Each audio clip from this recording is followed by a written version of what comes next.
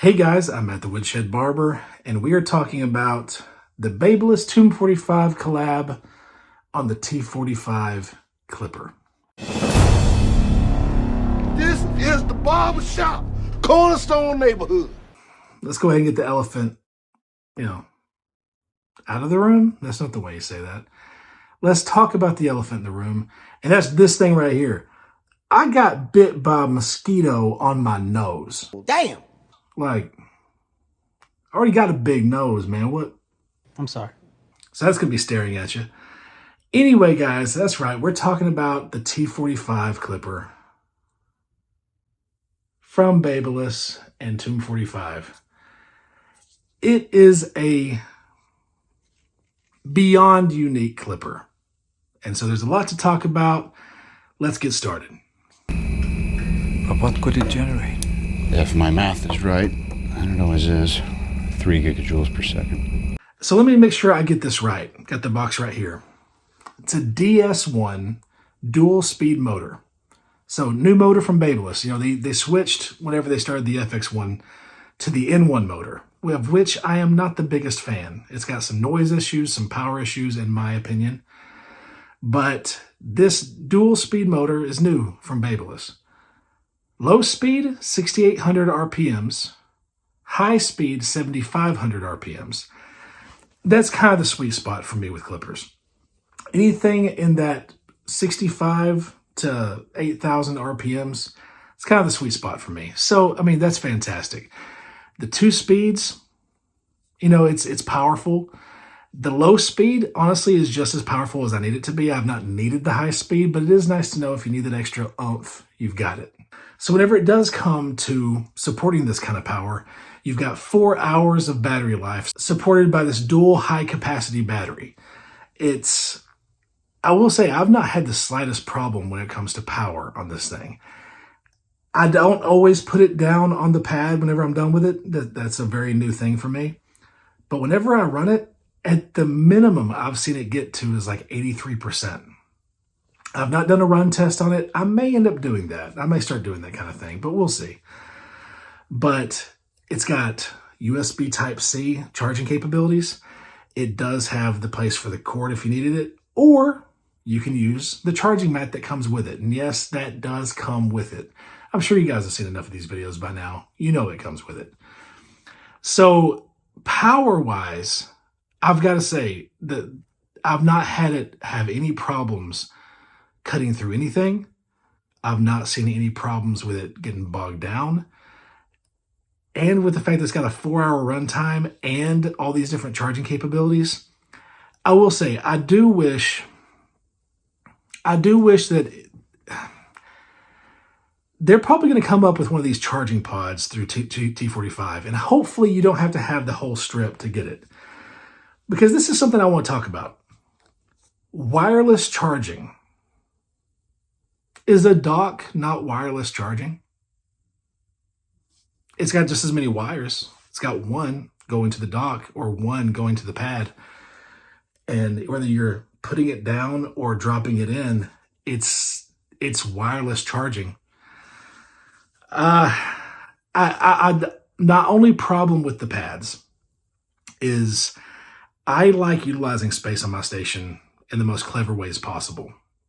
I always keep a neat station, but it is a lot of stuff. I mean, this right here is just my background. So, I mean, what does that tell you? I got a lot of tools. And so I like having a neat station and having pads that take up floor space. Whenever, honestly, I could probably put 4 to 6 charging docks in the place of these 2 pads. So if I would have been given the option, I would have went with a charging dock with this. But that's just me. But the fact that you get so many options with it, I'm going to say when it comes to power, it's a 5 out of 5. Top marks.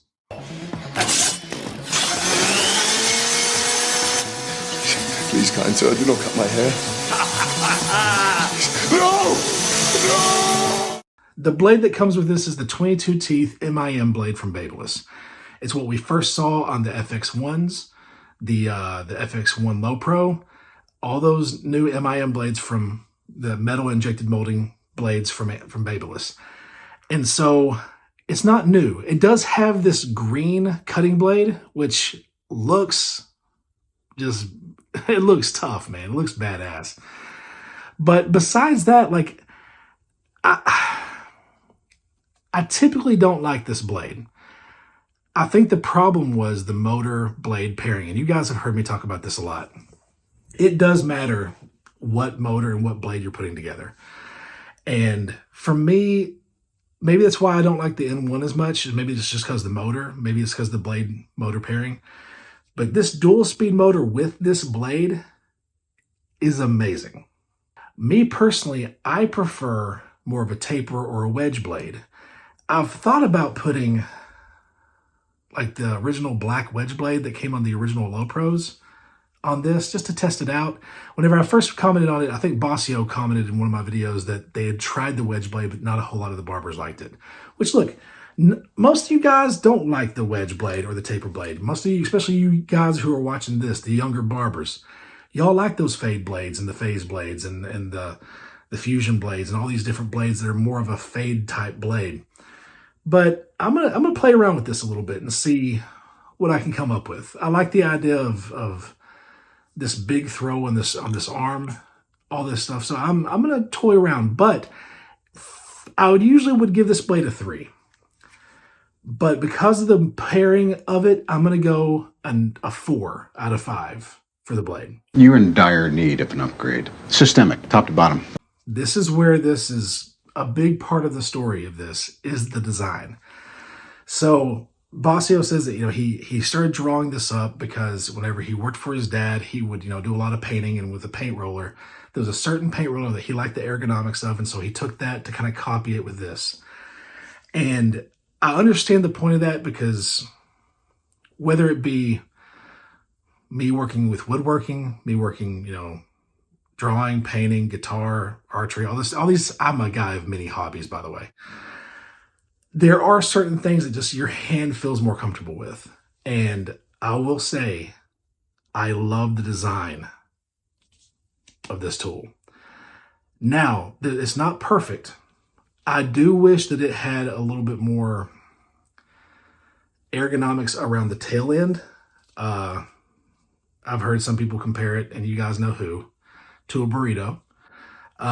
I don't have that feeling with it, but I do feel like if it was just a little slimmer through here, it would have been way more comfortable. I'm not saying make it super slim, but just a little bit around the tail end. I love the rubber grip. The best part of this tool for me is the taper arm. I love this taper arm. Not just the throw of it, but just the feel of it. It's wide, it's hooked. It's got this little hook in it right here. It just feels so comfortable in the hand. I could have used maybe a little bit more of a splash of color. I do know that they're going to be coming out with, Bossio has said it. I talked to Dennis. He said there's going to be more colorways of this coming out. So whether it's like, I think maybe a gray and black would have been real nice, like maybe a dark gray and black, or maybe even like a stone type gray. I'm sure they're going to probably make a mostly green one or something. But it's a fantastic tool. And it's just this little touches. The green on the screw, the green on the blade, the T45s all over the grip. It's the one thing I'm not crazy about. I'm not crazy about the buttons. And I'm just very used to a side switch. I'm not crazy about middle buttons. And so there has been a couple times where I've went to turn it around, because I do that a whole lot. I flip my clipper. And I've done it and I've turned it off. Or because of the way I've pinched it, I've made it go down in speed or up in speed. So for me, it's not perfect. I do like the display. I think that that's a handy thing. Being able to track that. It's, for me, and this may not be for everybody, but for me, you have to be careful not to go too cheap looking with the display. I don't mind it, but it's a thing you flirt with. If it looks too cheap, it looks cheap. So design-wise, I like so much about this, but because of the things I don't like about it that I've had some troubles with, I'm going to say that this is a 4 out of 5 on design. Now, before I go on, let me go ahead and talk about a separate part of this, and that's those guards. You heard me talk about them before. Turn the clipper on accident. See, there you go. Once again, turned it on accident. The guards are a chef's kiss. My favorite standard guards to date. The fact that they don't have to have as long of teeth. I do hope they maybe come out with a version that maybe has more teeth. Almost kind of like the purple guards from Andis for some of those higher tooth count, like the 2, the 3, the 4. But the way that they're hooked, the way that they're thin, I love these guards. So honestly, I mean, what a value that is to have those come in this package.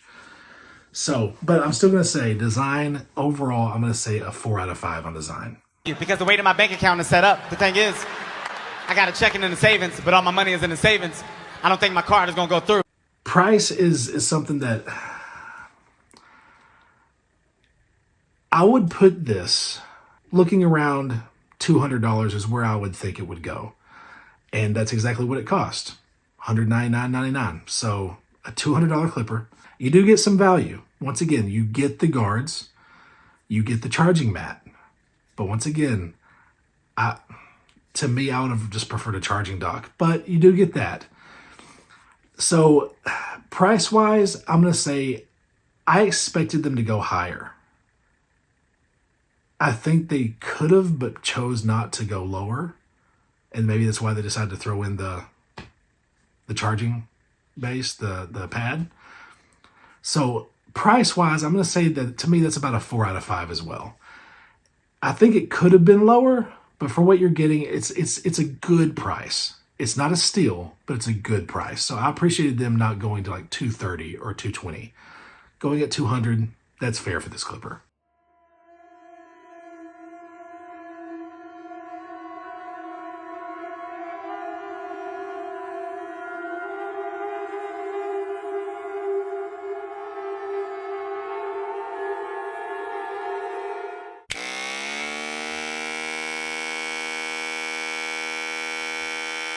That's something that I will say is probably this clipper's biggest downfall for me. It has an up and down type sound. Whenever it is fully cleaned out, lubed up well, it has a decent sound. On low speed, the lowest I was able to track is about 67 decibels, which is not bad. That's actually pretty good. On high speed, it's gotten as loud as 72, 73, which is as loud as the old Andis Master before they changed it a little bit. So, and I think that was like 73 or 74 decibels. So, because of the fluctuation of that, it's okay. It's not terrible. It's actually a decent sound for it being loud. So let me go ahead and give you. So this is it full tilt. It's a big drop right there. So it's not terrible as far as the grating noise. That would have probably gotten it a 2. But I'm going to give this a 3 out of 5 on sound. That's something that I don't know why, but for some reason Babyliss seems to have sound issues. They have it with their trimmers. Some of them will be quiet. Some of them will be loud. And it won't be because the cam follower went bad. It could be a week-old trimmer. And it all of a sudden it's grating. I mean, this makes me sound like I'm trying to, say like it's a computer company like Apple, which I've often made the comparison for Babyliss. But I almost feel like they need a sound department. Just a concept there. To figure out why the N1 motor does this fluctuation thing. And I don't know if you guys have heard this or not, but let me see if I can demonstrate real quick. So, FX1, N1 motor. See if we can get this going.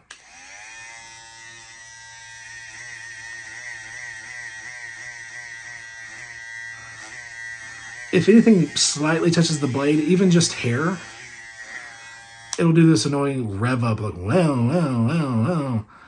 And it's unnerving to a customer sitting there hearing next to their head. That's one of the main reasons I'm not a big fan of the N1 motor. I love the clipper. I'm just not a fan of the N1 motor. If I could get this with the original motor from like the Boost FX, I would be pleased as punch. So this is a better motor. It doesn't have that issue. But kind of like, just like I said, Babyliss seems to have a sound issue going. So, I mean, I'm going to say it's a 3 out of 5. I think it's fixable. So we'll see where they go with that. But for me, it's going to be a 3 out of 5. They've done studies, 60% of the time, it works every time. So how does it perform? Guys, as far as the way it cuts, which, let's be honest, that's the main thing that matters. All these other things matter too.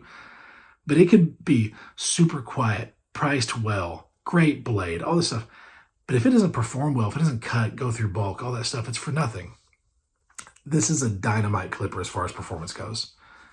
I've not seen anything that it's struggled with.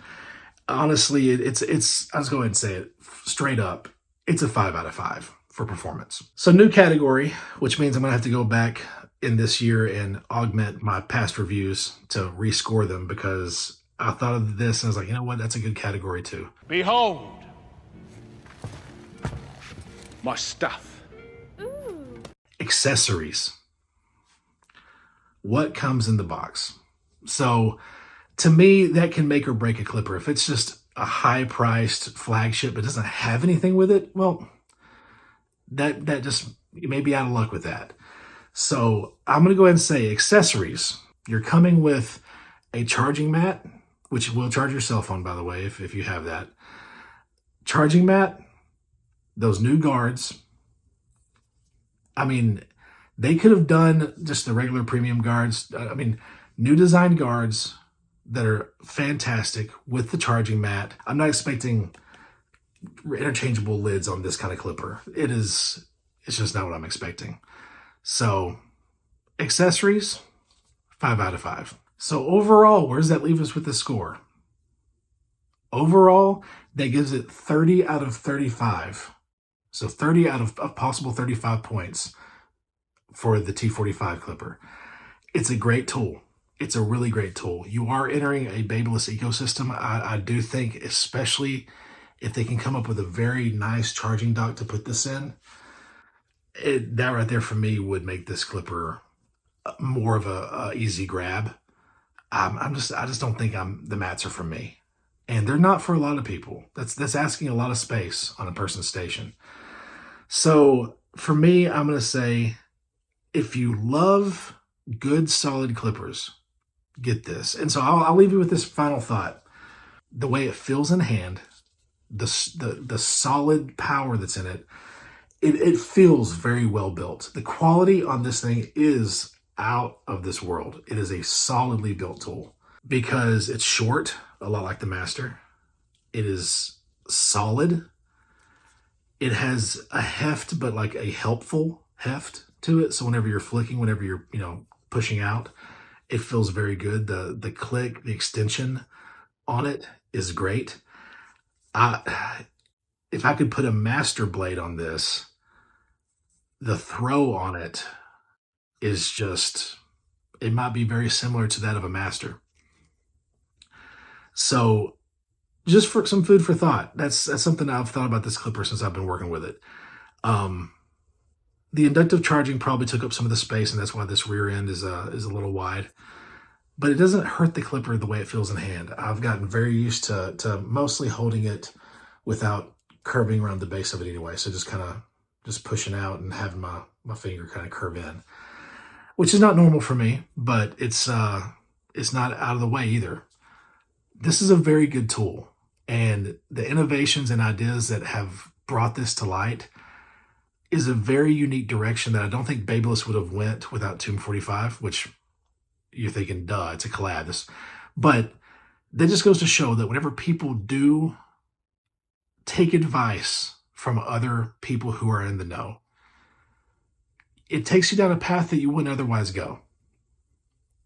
I did not mean for that to rhyme.